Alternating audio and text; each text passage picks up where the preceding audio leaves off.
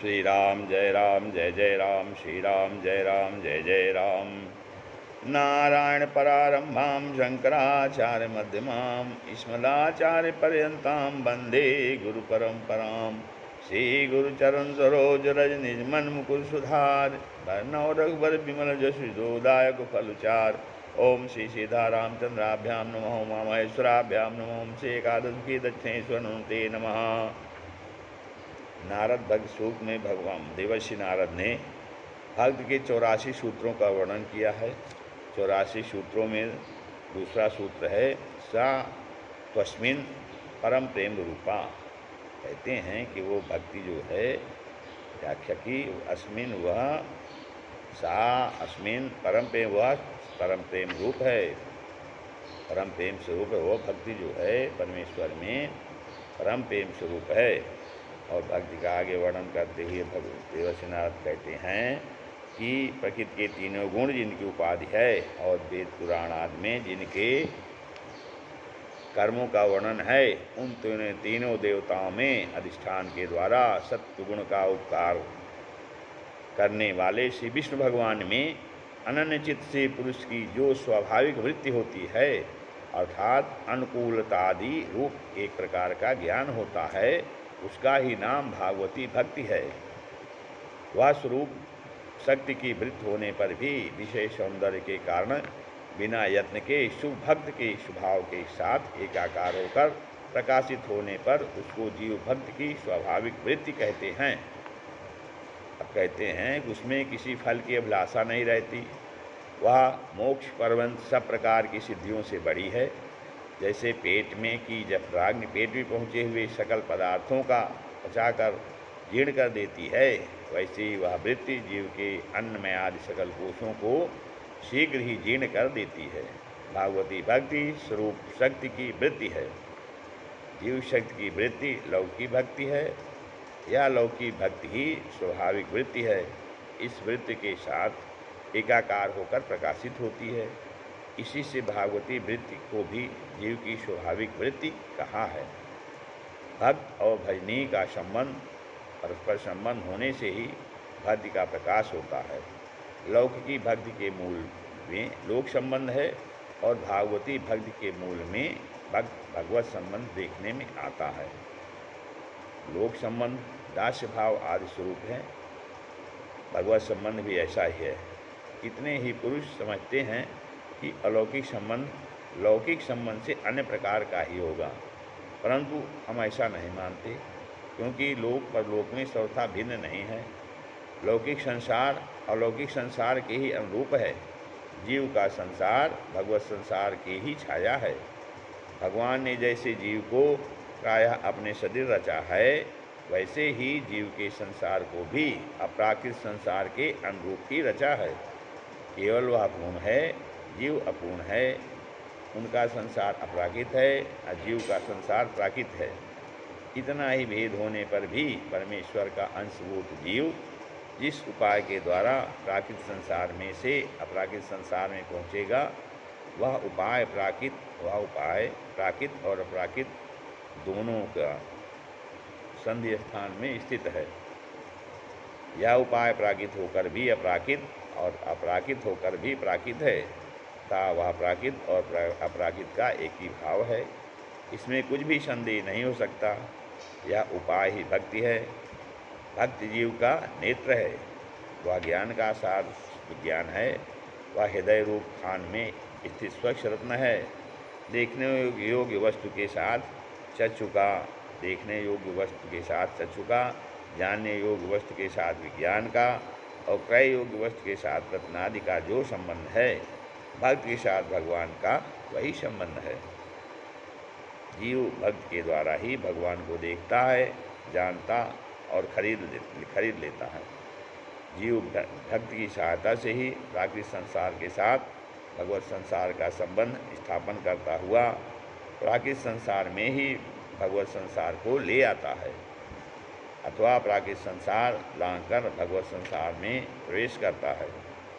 इसमें संदेह नहीं कि भक्ति परतत्व में प्रवेश का प्रथम द्वार है, परतत्व में चढ़ने की पहली सीढ़ी है।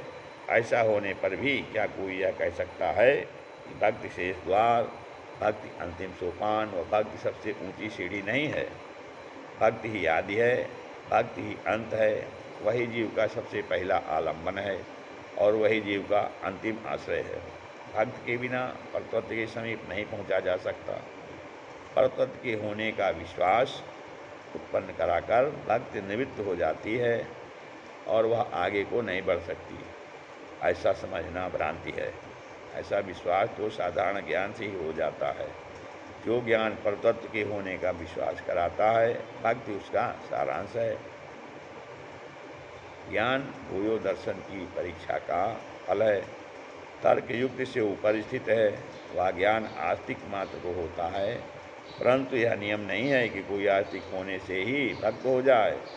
भक्त की वास्तविक अर्थ में बहुत ही थोड़े से आस्तिक देखे गए हैं। श्री भगवान का साक्षात्कार, उनके साथ मिलन और उनके संसार में प्रवेश बहुत ही थोड़े आस्तिकों के भाग्य में होता है। क्या हम सबों में ही भगवान को देखा है? क्या हम सबों ने ही भगवान को देखा है? यदि नहीं देखा है, यदि हमको उनका साक्षात्कार नहीं हुआ है, तो हम कैसे कहें कि हम में भक्ति है और हम परमात्मा के भक्त हैं? हम निरंतर अपने सामने जिन पदार्थों को देखते हैं और उनके प्रत्यक्ष में क्या हमको कुछ संशय होता है? जिनको देखने की शक्ति नहीं है, उनके सिवाय और कोई भी प्रत्यक्ष में संदेह नहीं कर सकता, क्योंकि वह हमारा इंद्रिय जन्य ज्ञान है। उसमें तर्क की आवश्यकता नहीं है। हमारी इंद्रियां ही उस ज्ञान की साक्षी हैं। इंद्रियां ही प्रत्यक्ष प्रमाण हैं। या प्रत्यक्ष संसार के सामने होने में हमको जैसा विश्वास है, श्री भगवान के व उनके गुण समूह के होने से में क्या हमको विश्वास वैसा विश्वास है? इंद्रियां जैसे सकल प्रत्यक्ष पदार्थों का अनुभव करती हैं, हमारा आत्मा क्या उसी प्रकार सच्चिदानंदमय परमात्मा का प्रत्यक्ष करता है? हमको ईश्वर के अस्तित्व में विश्वास है, इस बात को हम मानते हैं, परंतु यह विश्वास ही भक्ति है, यह बात नहीं मान सकते। विश्वास ही भक्ति राज्य में प्रवेश करने का द्वार है। विश्वास वाला पुरुष ही भक्ति का अधिकारी है। हमारे ज्ञान में परमात्मा का अस्तित्व होने पर भी भक्त के बिना हमारी आत्मा में परमात्मा का साक्षात्कार नहीं हो सकता। यदि वास्तव में हमको परम पुरुषार्थ को पाने के लिए आग्रह है, तो केवल उनके अस्तित्व की धारणा मात्र से हमारी तृप्ति कदापि नहीं हो सकती। उसकी सिद्धि के लिए शक्तिमान लीलामय परम पुरुष का अनुभव होना चाहिए।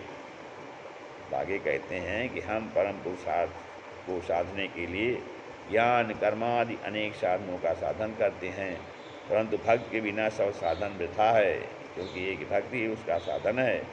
हम नियम के साथ धर्मचर्या कर सकते हैं, अनेक अनुष्ठानों में लग सकते हैं, परंतु भक्त के सामने वह कुछ भी नहीं है। हम सैकड़ों शास्त्रों की आलोचना कर सकते हैं, अनेक नियमों का पालन कर सकते हैं, परंतु ये सब हमारे परम पुरुषार्थ के साधन में विशेष अनुकूल नहीं हैं।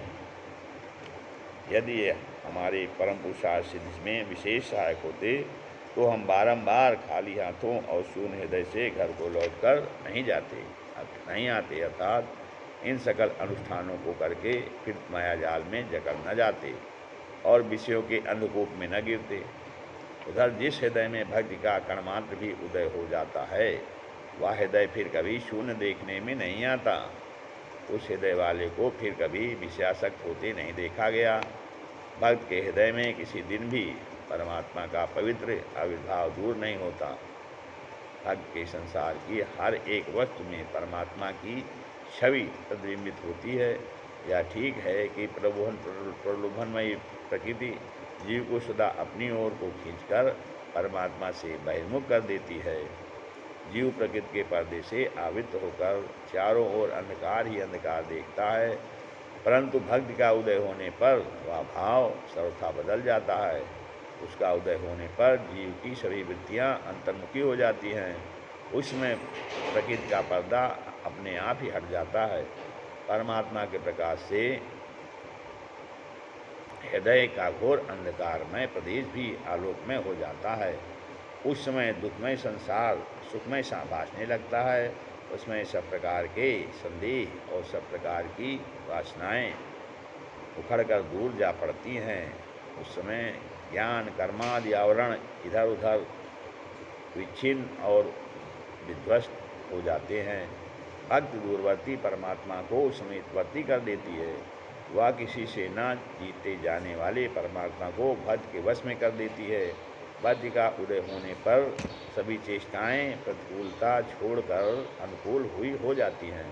उस समय संसार में आसक्त न होने पर भी संसार का विद्वेष रूप वैराग्य हृदय में स्थान नहीं पाता, क्योंकि उस समय संसार का विद्वेष रूप वैराग्य न होने पर भी दीनता और निरपेक्षता के कारण संसार का डरावना आकर्षण न होने से अहम ममाभिमान मूलक संसार बंधन अपने आप ही शिथिल हो जाता है। उस समय उसके चित्त में परमात्मा के सिवाय और किसी को भी स्थान नहीं मिलता। अतः भगवत संग के लिए भक्त के सिवाय दूसरा कोई उपाय नहीं है। प्रकृति के आकर्षण से जो परमात्मा का विस्मरण हो जाता है वह भक्त के उदय से दूर हो जाता है, क्योंकि उस समय ईश्वर चित्त राज्य का अधिकार जमा कर ही विराजमान होते हैं।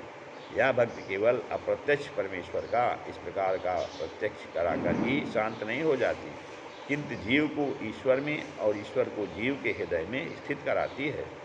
भक्त का हृदय परमात्मा का नित्य निवास स्थान है। इसी से भक्त के हृदय में और किसी को स्थान नहीं मिलता। इन सब कारणों से ही भक्त के सिवाय जीव का हृदय सहज में शुद्ध करने का और कोई उपाय देखने में नहीं आता। भक्त का उदय होने में वह अपने आप ही शुद्ध हो जाता है। उस समय दाएं बाएं सामने पीछे ऊपर नीचे सर्वत्र यदि परमेश्वर की मूर्ति का ही दर्शन करने लगा, इसके सिवाय और कुछ भी यदि मेरी चाहना की और चित्ताकर्षण की सामग्री नहीं रही, तब तो स्वयं ही आत्मरक्षा हो गई। डरावने सांसारिक प्रलोभन से मैंने अपनी रक्षा कर ली। यदि जीव परमेश्वर के प्रीतम होने की भावना नहीं कर सकेगा तो और किसी प्रकार से भी सकल आकर्षणों से समस्त संसार बंधनों से नहीं छूट सकेगा और परम पुरुषार्थ की प्राप्ति भी नहीं कर सकेगा। यदि देह गेह विषय वैभव माता पिता स्त्री पुरुष बंधु बांधव आदि सबके विषय का प्रेम परमात्मा को अर्पण नहीं कर सकेगा तो उनको अपना प्रीतम भी नहीं मान सकेगा। जितनी भक्ति होगी उतना ही परमात्मा का ज्ञान होगा और उतनी ही अन्यत्र की आसक्ति कम होगी। इसीलिए देवर्षि नारद जी ने भक्ति का लक्षण किया है कि परमेश्वर में परम प्रेम ही भक्ति है। इसी कारण दैत्यकुल पावन प्रहलाद जी ने श्री नृसिंहदेव जी से याचना की थी कि हे नाथ, ऐसी कृपा कीजिए कि सकल अविवेकी पुरुषों में जो अन्न पानी प्रीत देखने में आती है, आपके स्मरण आदि में मेरी वह प्रीति ही हृदय में स्थित हो।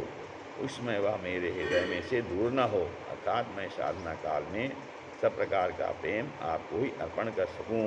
इस प्रकार से देवर्षि नारद जी ने भक्ति सूत्र में दूसरे सूत्र में भक्ति को जो है परम प्रेम रूपा बताया है कि परमेश्वर में परम प्रेम ही भक्ति है। श्री राम जय राम जय जय राम, श्री राम जय राम जय जय राम, श्री राम जय राम जय जय राम।